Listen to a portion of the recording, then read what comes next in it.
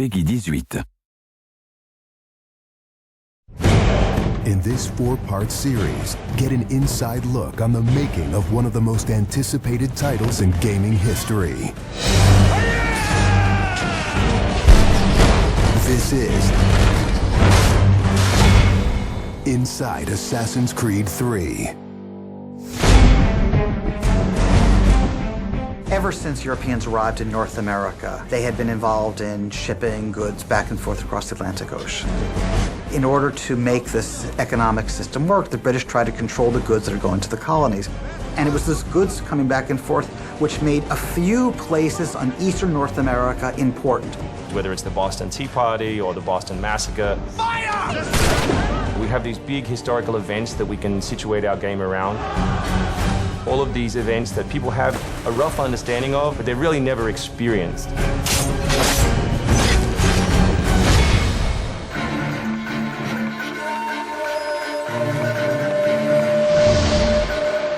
We had to go back and get our historian to find us accurate maps from the era of what Boston and New York looked like.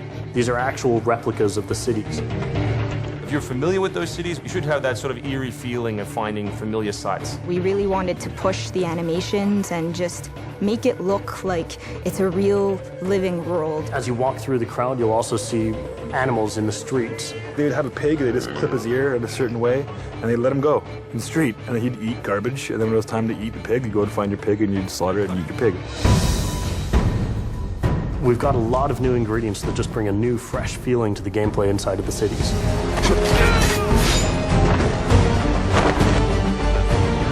We have these great new stalking zones that you're going to find throughout the cities. It's a great way for you to remain hidden from your enemies and actually be able to sneak up to them so that you could assassinate. We've got this amazing dynamic weather system in, so we can see not just the time of day passing, but also going in and seeing the same environments, not just in the summer, but in the winter as well.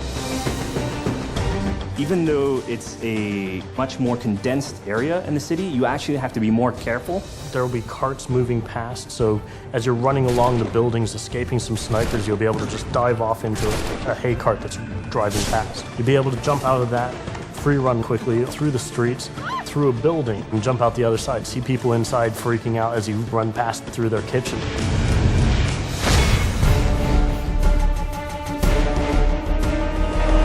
Living on the frontier was extremely difficult. Not only did you have harsh winters, cold, freezing temperatures, in the summer you had heat, humidity, so it was a gamble every year that you were out on the frontier, whether you're going to make it or not. For AC3, the biggest difference is just having access to the frontier. So this huge wilderness area that you can sort of explore at your own pace. It's a forest, the navigation in a very new environment, in a very organic environment as well. In the frontier, you'll be able to navigate through deep snow, but also snow does impact your gameplay. It will slow down you as well as your enemies. Once we decided that we were going to build the frontier, we realized obviously we need to populate that area. So animals became a very big deal. We have over 24 different species of animals in the game. There's an entire hunting loop that you can engage in. Whenever you're building elements such as animals, you're halfway trying to be real and halfway trying to fulfill that fantasy of what people expect. One of the great new features we have in the frontier is the new tree running. Connor being really fluid and being able to navigate through the trees. The frontier is really our new playground.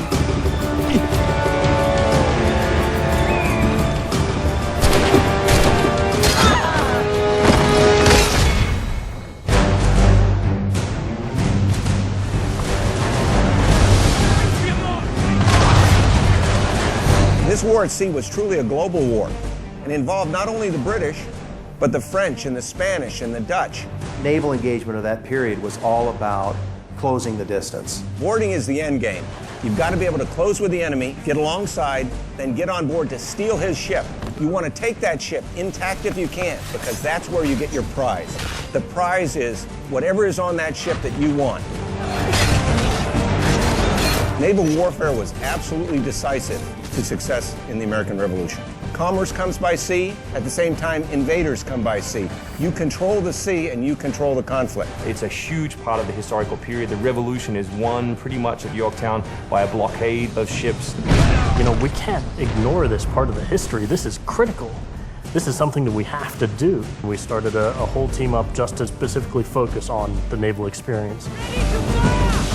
Naval combat has been a huge challenge. The technology of the wind, the water simulation has been a massive undertaking for the team. Initially, we didn't even think it was feasible because it's a big moving structure. It's a full simulation on the high seas where Connor is controlling a ship, he's controlling a crew as well, so he's kind of the master and commander on the ship. Very exciting. I mean, you are on a moving vessel that is very much part of the sea itself. This is something that we wanted to engage in and build for the game. That was a huge challenge that we set ourselves and actually turned out pretty good.